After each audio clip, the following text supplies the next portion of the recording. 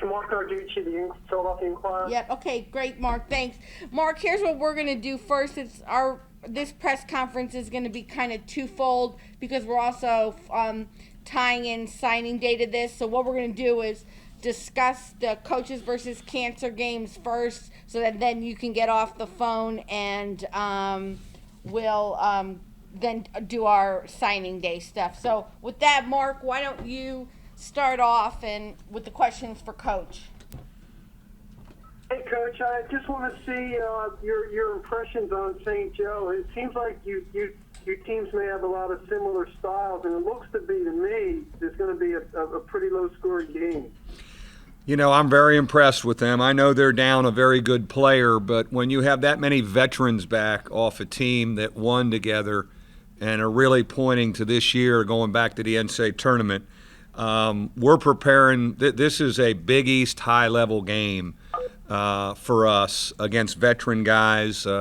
Very impressed with how steady they are and very impressed with how they defend in the half court. And certainly they block a lot of shots. So their half-court defense, very impressive. And, you know, as older teams do, I think they play with a lot of poise. They've played together a lot. So it's a great challenge for us on Friday. How about your thoughts on Langston Galloway, a guy that can really hurt teams on the perimeter? He'll be one of the better shooters we'll play against all season, and we play a heck of a schedule after St. Joe. Very impressed with him. I remember sitting with Jeff Battle watching him play in the Peach Jam in Augusta, and he had already committed to St. Joe, and just turned to him, and I remember turning to Jeff and saying, "Man, that's a heck of a guard," and he certainly played out that way for them. And you know what's great about him? He doesn't force anything. He just lets the game come to him. He's got a great feel for the game, and we have to have a team awareness of him or he'll bury you. Coach, one other thing. Do you intend to go with the same lineup that you had in your first two games? Yeah, you know, that group has played together a bunch, and that's the group that put us on a great run last year, winning 9 in a row in the Big East. We like that starting lineup, but I'm excited about what we're getting from Garrick Sherman and Cameron Bishot and even a little bit of a Zach August. Those are some new weapons that we add this year that I'm still trying to figure out how to work them in and how to play everybody together, but at this point it's a nice problem to have. Thank you, Coach. Yep. Does anyone else on the line have questions for Coach about the coaches versus cancer? Anybody here? Mike, how do you get Eric and Jaron back to being Eric and Jaron? They've kind of struggled. Yeah, you know, I don't want to overanalyze them. I mean, you know, I think they both, you know, felt it a little bit for whatever reason. I think to overcoach it would be, you know, a problem. One of the things I talked to him about was, let's have 2 good days of practice here. Let's just take a real short window and come in. Yesterday was our off day. Wednesday, Thursday, have 2 good days, and we need them. I mean, we need them to be really good for us to win any games in New York. It seems like even in the exhibition games, Jaron's kind of eased his way into games where he's kind of quiet the first half, and then maybe the second half he's doing things. Would you like to see him more at the start of the game establish what he can do? Hey, I would like to get him started, but, you know, that's kind of been his MO too, you know. But I still, you know, one of the things we talked to him about the other day was he just needs to move a little more without the ball. He's a bit of a stander. And I think if he cuts and moves, he'll get himself flowing a little bit. You know, that will help him run the floor early. You know, Cameron's doing a heck of a job running the floor. Pat's running the floor. I'd like to get him down the floor and get some easy ones that way. And for him, it's always a fine line of, do we need him to score? Do we need him to be a playmaker? You know, and it's tough on him because we kind of rotate him. I had him handling the ball a bunch the other night, you know, and going off ball screens, especially when Eric had some trouble against the traps. But I think for him, if he thinks about too many things, he's cluttered up there. And I just said, let's have 2 good days of practice. I want you to move without it more these next 2 days. Jack mentioned after the Evansville game, he said, if we can win 3 more games, we can cut down nets. Why is it important for this group to go to Brooklyn and win 2 games? Yeah, I think I made a comparison to the group that won in Orlando and what it meant to them to play for a championship and the confidence it gave them early in the season, and boy, that confidence maintained all the way through. So I've drawn parallels there, and this group has set some expectations for themselves, which I love. So that's I started talking about that before this thing started. That what a great opportunity to maybe cut a net down in Brooklyn. Now we got our hands full up there because you got 4 teams. Those 3 other teams are NCAA tournament teams, in my opinion. You mentioned a couple things about St. Joe, but as you look at this keys to victory for every night. We're going to have to be more efficient offensively against them. I think to not let a Galloway go off, but they have a bunch of guys that can score it, and position defense is really going to be a key. Keeping them off the offensive board. They're long and athletic and bouncy, getting second shots. Again, this is a Big East thing that we face a lot of times. Can we keep it to one and done? And offensive efficiency, for us against a good defensive team. Coach, you guys have played in big cities before, but how do you keep your team kind of focused more on the games when you go to New York City? Well, the nice thing about a veteran team, they've done this before. They've gone to New York before. All these guys have played St. John's and have played in the Big East tournament and have traveled a bunch. If I had a younger team, I'd be more concerned about this. But, I think they're excited about the challenge. They're excited about playing in a beautiful venue that's still fairly new. And again, they've been in big game atmospheres. The fact that this is a coaches versus cancer tournament, does that make it more special? It does for me. My involvement with the program, and we're very, very dedicated to it here. And the South Bend community has just been flat out fabulous in supporting us. So I thought it was very fitting on this rotation, for us to get involved with this. And I look forward to not only playing basketball and our team hopefully getting better, but talking about the cause. All 4 coaches up there are very involved with Coaches versus Cancer, and it's a way of using that platform to talk about the fight against cancer.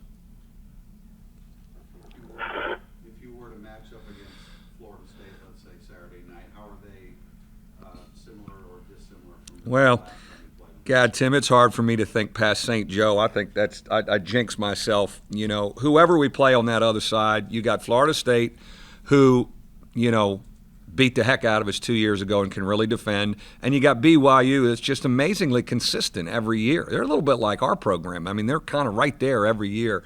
But I have not watched any of those 2. I just think this is our first big challenge in a big time setting.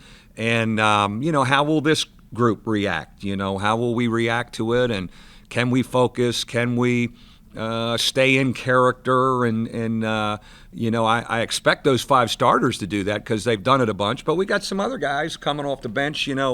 What are they going to be like in this atmosphere? I think for what I have to keep in mind, and I said this on Media Day, is our group can get better. And we have to remember that in our practice sessions here, especially up through early January, improvement. Are we improving? I thought we took a step the other night with a Garrick Sherman coming out and doing some things. Bishad continues to, Pat Connaughton has become a more all-round player. We got to get our guards going, no question. As Tom said, we got to get those guys going. So I just, you tend sometimes, you're looking ahead, and, I just want to remind myself we're not a finished product, and can we get better these next 2 days? Can we get better in Brooklyn? Any other questions? Okay, that's it for the questions about the CVC. I think what we're going to do first is Coach Brey will just make a general comment about recruiting. The 4 young men who have signed national letters of intent. We'll take questions from those on the line about that, and then from those who are here. Well, it's a very, very, very powerful day for our program, signing these 4 young men. It's interesting on signing day where you kind of take a deep breath as a staff for maybe a couple hours and go, and you look back at all the work and all the evaluation that went into this, and it's a total team effort with our staff to do that. I can't say enough about my assistants and the work they did on this class. The thing is, you take about a 3-hour break and enjoy it, and then you start working on the next class. By 5 o'clock tonight, I'm making recruiting calls. But proud of this group. Think they're great fits. I think when you plug them in on the back end of our current freshmen, and you look at that nucleus playing together eventually in our program and playing in the ACC, I'm extremely excited about that. All right, Christian, do you have a question on the line? Yeah, Coach, can you talk a little bit about Demetrius and how big of a get that was for you guys? Yeah, that was a key one for us. A lot of work went into that one, and we're thrilled to have him, thrilled that he decided to stay home. I always felt we were in pretty darn good position with him. We maintained a great patience with him through the process. But I think he's going to give us a great shot in the arm, certainly in this community, with what he brings. And I would add Austin Torres to that too, 2 local young men joining our program. I think all I know is when I'm out around in town, people are always talking about Demetrius and the guy from Penn, the 2 guys we got locally. So, I'm really excited about that. Having said that, Demetrius is a very ready guy right away as a freshman. It's been so interesting to watch him come from being an athlete, just an athlete playing basketball as a 9th and probably 10th grader, to becoming a guard, a good decision maker with the ball. I'm amazed with what he has done with his jump shot and his stroke. He is a shooter now. And you know what I love about him? He just loves to work on his game. He is always after us. Can you send me what you're doing with your guard? Send me your workout. And if I do catch him, he's either going to a workout or he's coming back from one. So, very excited and looking forward to coaching him and what he'll bring to our program.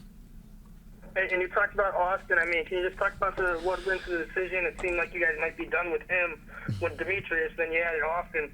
What went into that decision? I saw Austin play 18 times because I saw Demetrius play 18 times this summer. And as we went through this, he kind of grew on me a little bit as an athletic, dirty work guy. He can defend probably almost any position out there.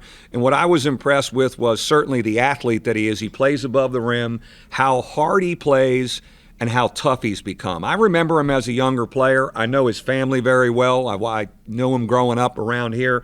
And I was just so impressed. And as people were calling me, Rice, different schools were calling me about him because they knew I saw him play, I'd hang up the phone after selling him to another school, and I'd say, you know what? I think I'm talking myself into this guy. And, for him, we've talked about a 5-year program, and, that's something I think we really want to consider with him. But, I think it's a patient process with him. Thanks, Coach. Mm-hmm. Anyone else on the line that has questions?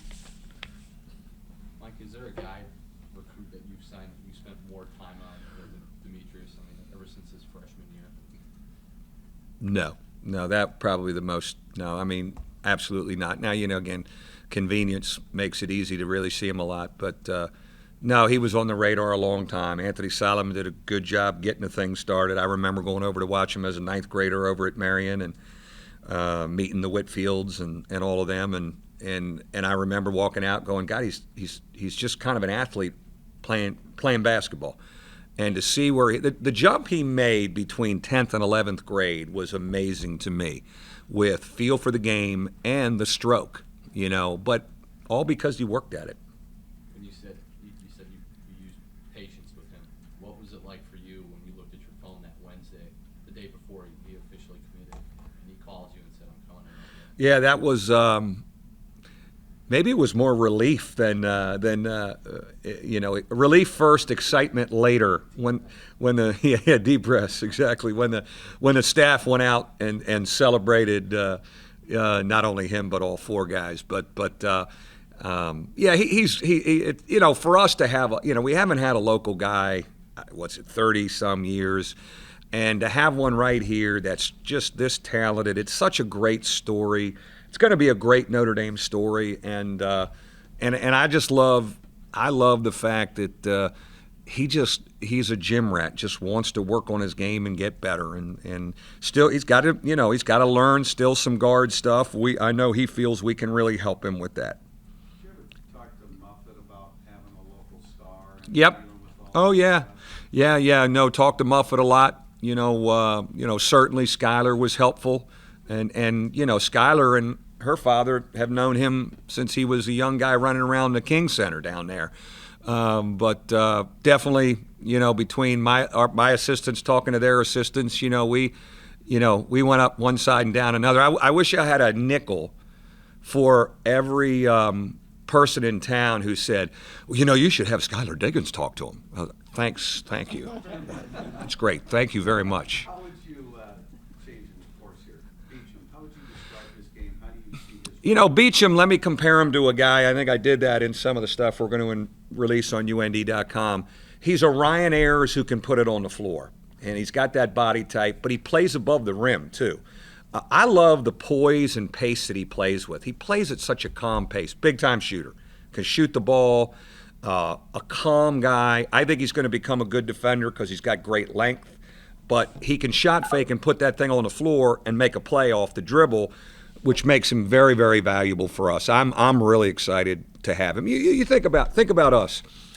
2 of the 3 top candidates for Mr. Basketball are coming to Notre Dame, in our state. Things have changed a little bit. The game has changed in this state. We're very, very proud of that. Coach, do you think, making that move to the ACC in a couple of years, do you think that played a role in any of the guys, making the choice to come? Not really. I think certainly 3 of them were, 2 of them were already kind of in the fold. Maybe a little bit. I think, the 2 local guys, Demetrius and Austin, who were the last 2, there's a special pull to this place. Their families being able to see them play. Certainly the consistency of our program was probably 95% of it or 98% of it. That was a nice little bonus at the end, but it wasn't any deal maker, I don't think. Mike, can you just talk about the fact that you haven't had one kid locally and how Yeah. long it really ever a Skylar guy to have 2 and 2 that are obviously very close best friends together in your program? How special? Yeah, we got 2 in a week, the same week after, nobody. No, I think it's their relationship is very much a key. They played well off of each other. I think they will help each other mature and grow here at Notre Dame. They will be great support systems for one another. And that was really part of the equation, too, as we evaluated, putting this class together, and certainly with Austin, coming on and joining us. But again, when I'm out in town, no one asks me much about my current team.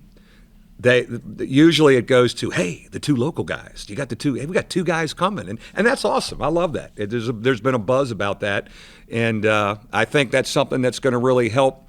Our even more of a buzz and more interest in us next year.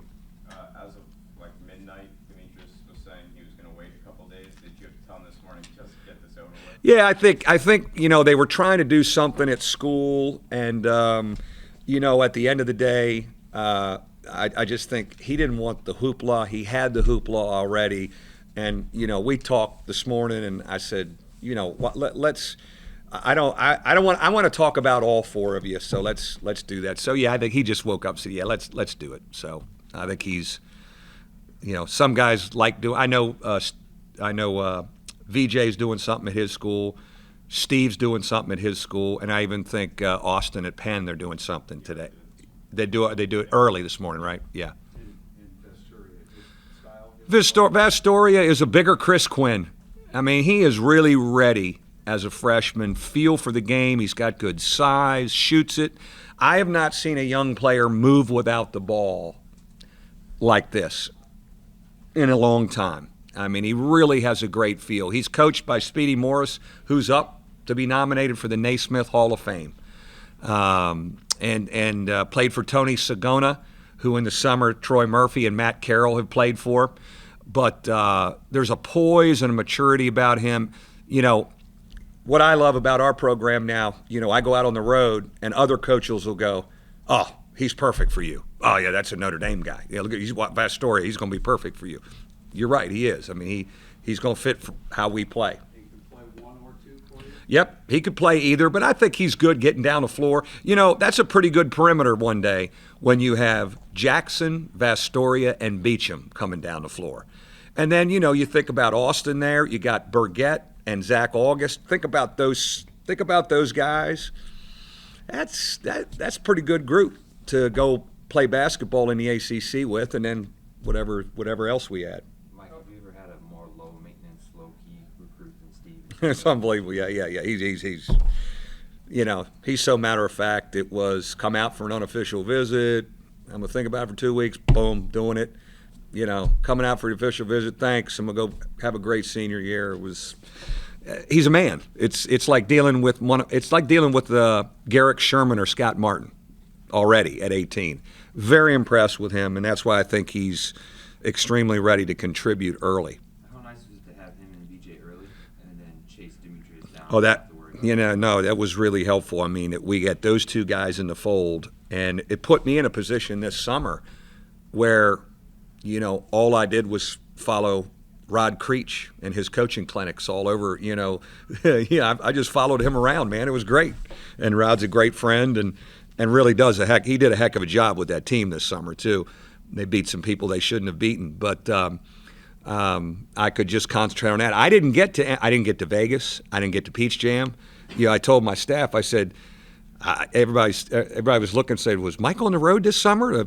I wasn't out. I was not out in the mainstream because that team wasn't in the mainstream as much. So what did I do? I did Louisville, Indy, and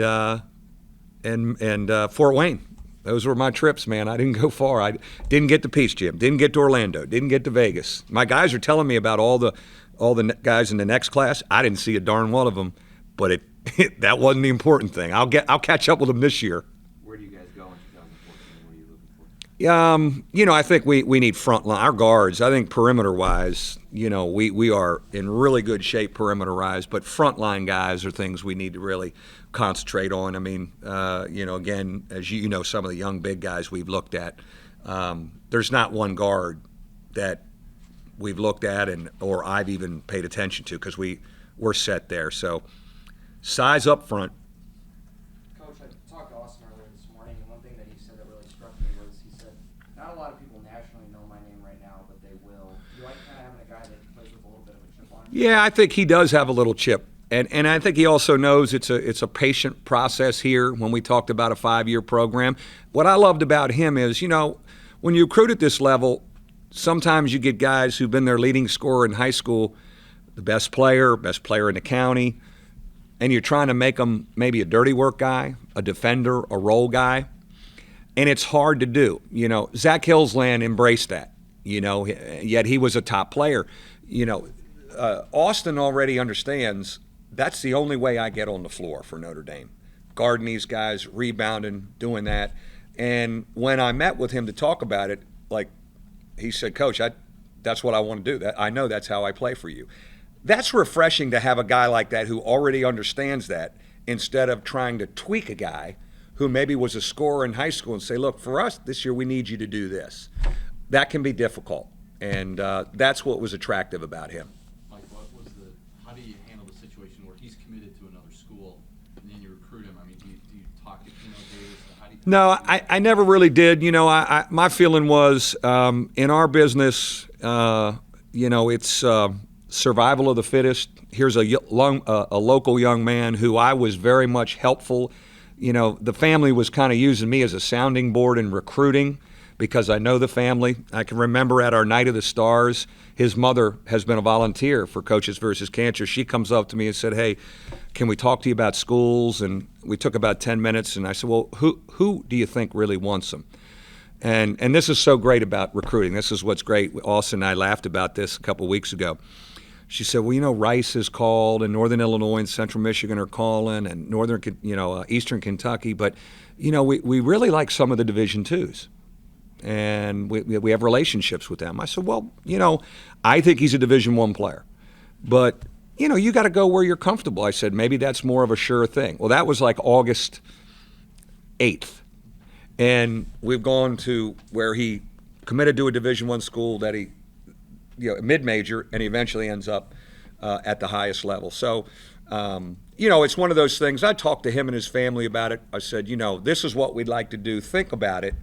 If this is something you're uncomfortable with, then we'll move on. If it's something you can handle, you handle your business with the other school, and you want to talk about it, we'll come out and talk. So that's kind of how we handled it. Last year, Bescheid and Burgett were committed 14 months out, and then this year you had Pistoria and Beecham 13 months. What does it say about those guys where you get them early, Yeah. and they're not really looking, I'm going to go somewhere? Yeah. No, you know, for us, for the most part, we've just not really dealt with that. You know, kids, you know, I always say we don't trick anybody into coming here. You know, they've understood, okay, I'm coming here for a lot of different reasons. And so when they do get the opportunity, they're pretty, committed. And, you know, we certainly stay in touch with them. And I watched Vastoria and Beecham play, you know, a lot this summer, too. You're not going to take anything for granted. But, you know, for the most part, the guys we're getting, the clientele we're dealing with, you know, I've not been really concerned about them wavering. Coach, you already talked about what you liked about BJ. Where do you see him maturing and growing this year as a senior? Yeah, you know, I think they can play for a state championship. I mean, I think this year I've talked to him about being a captain and a leader, and I think he's embraced that. You know, the biggest steps for him, like a lot of guys in our program, is getting stronger physically. You know, he's got that sleek, B-shod body right now. But, you know, Cameron has put on 14, you know, since he got here in the summer. And when VJ gets here in June, that's going to be a big, big thing for him, our strength training with Tony Rolinski. But in time, you know, he's going to be really good for us. And he gets it. You know, he and his family, I think they've seen our, you know, when you're in state, you really get to know our program. You've been here a bunch unofficially. You know our roster. You know they knew about us and watched us a bunch. Certainly there's great coverage in Fort Wayne about us. But I think he's just going to be a heck of a player for us. Just got to get stronger, a little older, but feel for the game and the calmness with which he plays and a big-time shooter, great fit. So Torres enters with the understanding, the plan to make it a 5-year. Yes, we talked about that. I said, you know, we don't have to make that decision until after the exhibition games next November. But a master's degree or credits toward a master's degree is something, this is a very, very motivated student that we discussed, and I think he and his family are very intrigued about that. There's no question him getting a little older and stronger, being a 5-year man, would be a benefit. So it's something we're going to very seriously consider. Thank you, gang.